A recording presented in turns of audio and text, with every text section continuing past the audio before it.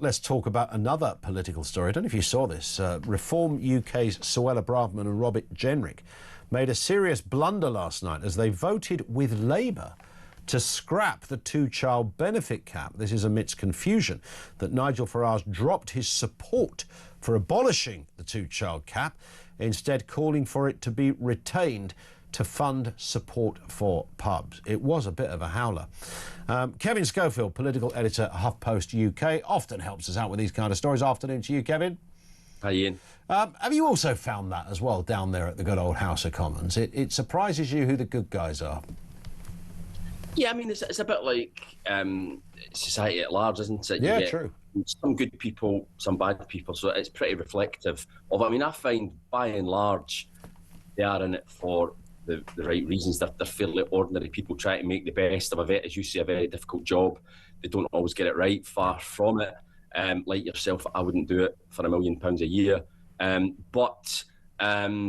Yeah, you know, there's good eggs and there's bad eggs, and it's up to the voters, I guess, to try, and journalists to try and identify the ones that are bad and then get them kicked out come the next election. Well, let's talk about two eggs who are have just made an error, in fact, and that's Braverman and Jenrick, who I'm sure it's happened before somewhere along the line, often probably with the help of alcohol, but in this case they made a genuine blunder in voting in the wrong direction for the scrapping of the two-child benefit cap.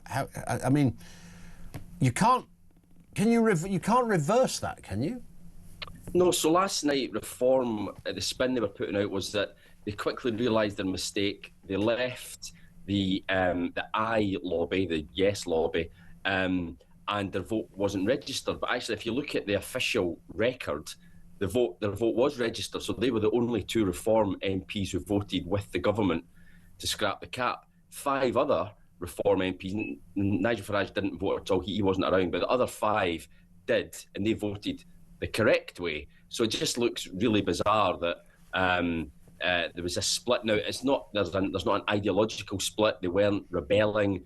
They literally walked into the wrong lobbies. Now, you could say it is embarrassing. Of course it is. How on earth did they manage that? But a lot of it falls on Lee Anderson, because he is Reform's chief whip. Yeah. And he's only got 8 or 7 others. Yeah, he's not exactly got to go running around Portcullis House to find them, is he? Well, exactly. And he went in the correct lobby, as far as Reform is concerned, but somehow didn't manage to shepherd Braverman and Robert Jenrick the right way. So you can imagine Labour MPs last night were cock-a-hoop at this rather embarrassing blunder by these two MPs who only 2 or 3 weeks ago defected from the Conservatives. I mean, it would have been such a great story if it was one of those votes that was won by 2. But of course, it was a massive win for the government that MPs backed it 458 to 104. But nonetheless, it's a bit humiliating. Oh, yeah, undoubtedly it is. There's been no official explanation from Reform. I think they're trying to just pretend it didn't happen, really. There's no explanation as to how on earth they managed to walk through the wrong lobby. I mean, I suppose one other possible explanation is that, as you mentioned earlier, Reform's position on it has shifted. When the government first announced that they were going to lift the cap, Reform were in favour of it. Reform said, that's right, we should lift the cap. Now they want to keep the cap for British-born citizens whose 2 parents are in full-time work. So their position has shifted on it as well. But again, I don't think that was what happened last night. No. It's really, they just didn't know where to go, took a punt, walked into the wrong lobbies, and by the time they realised the mistake, it was too late. Their vote had been registered the wrong way as far as Reform are concerned. Yeah, and I wonder if in the first place, when Farage first talked about his support before they changed positions on this, was that a kind of Reform way of saying, look, we're not archetypally right wing. We have views across the spectrum. Was that what he was doing? Maybe hoovering up the odd floating Labour voter? Yeah, I think he was probably thinking in the red wall seats, perhaps. Yeah. A lot of sort of working class traditional Labour voters may well be impacted by this policy. It would mean they would benefit from the cap being removed. So he thought, right, well, I better not annoy those voters because I need them on side. But then as I say, he did shift his position. He sort of nuanced it. He says he wasn't completely in favour of the cap. It should only apply to those who are not British-born citizens. So it's a little bit confusing. Yesterday, they tried to finesse the policy further by saying that the money that would be raised by doing that could be ploughed into helping pubs. But again, this is something that Reform are going to have to deal with as they get closer to the next election. They're actually going to have to come up with some policies, and they'll be there to be shot at. Just while you're with us, Kevin, talking to Nigel Farage, he's been accused of running scared of a head-to-head debate. Who was it by? Well, Farage-Polanski, that fella from the Green Party. He accused Farage of running scared after Farage rejected a head-to-head debate invitation. Now, I'm not here to side with anyone on this, trying to be very objective, but I don't imagine Mr Farage would be scared of debating Mr Polanski. No, and it would be good for journalists. I think it'd be quite good fun to watch them, because they're both pretty decent communicators, obviously coming from completely opposite ends of the political spectrum. I think it would be quite an entertaining spectacle. The genesis of this argument was Zia Youssef. First of all, as you know, he's the head of policy for Reform. He challenged Farage-Polanski to a head-to-head debate ahead of the Gorton and Denton by-election. Farage-Polanski said, "No, I'll only debate with your leader. You're not the leader. I'll only debate with Nigel Farage." It was put to Nigel Farage yesterday, and he said, "Absolutely no way." And now Farage-Polanski's hit back. So whether Nigel Farage decides to hit back at Farage-Polanski hitting back, I don't know. But it could be that. I am surprised, because, as you say, it would be sort of box office stuff. I mean, Polanski, I personally think, is very overrated in terms of his... I mean, for some reason, he's sort of done this green populism thing, and people often suggest that he's kind of doing a sort of Nigel Farage, but of the left. Maybe it's just me. I don't really see that. I don't know quite why his star has risen.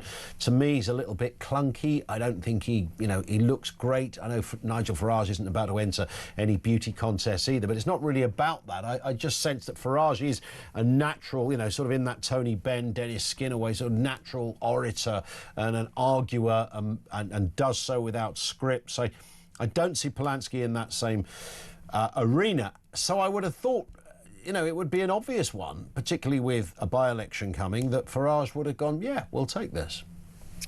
Yeah, I mean, the line that he used yesterday was, if you wrestle with a chimney sweep, you get covered in soot. So I think that the suggestion was he didn't want to stoop down to Farage-Polanski's level. But, if you look at the opinion polls, Reform obviously have been leading the polls now for a long, long time. Greens are ticking along, picking up a few Labour votes, Lib Dem votes here and there. Who knows, maybe closer to the next election, it might well be we're looking at potentially not... I'm not suggesting for a second that Farage-Polanski will be the Prime Minister after the next election, but it could well be. It'd be quite an interesting head-to-head. You've got Farage-Polanski on the left, Nigel Farage on the right, an opportunity. Voters, I think it's safe to say, are pretty cynical where Labour and the Conservatives are concerned right now. Why not give them at least the option of watching these two duke it out? But right now, it's not on the horizon. I reckon Netflix, could sell that, actually. I think it could. And both parties, they buy into all sorts now, whether it's boxing or whatever, and do the box office thing, but on TV. I reckon I'd pay a £5. I mean, well, I suppose it's my job, so I would have to. But well, similarly here, but I would genuinely like to see it. I would then claim it back on expenses, obviously. I'll tell you what, I'll pay for both of us, Kevin. We'll get the beers in and we'll sit there. This is for a debate that's not actually going to happen. So I think I would more willing to pay that than to pay a £5 to watch me and you go at it, but anyway. That's true enough. Pays your money, you take your choice. You do indeed. Kevin, great to have you on again. Thank you, Kevin Schofield, political editor at HuffPost UK. Thank you to him. Really surprised that Farage hasn't just jumped at that one. What sort of risks do you run? You potentially, but that's the same in any political debate. I mean, Farage is arguably the best at the political debate. It's interesting. That doesn't mean to say that necessarily you are a supporter of that party. Jeremy Corbyn was the best when he was up against Theresa May. He absolutely wiped the floor with her in terms of those kind of head-to-heady political things. But it's not going to happen.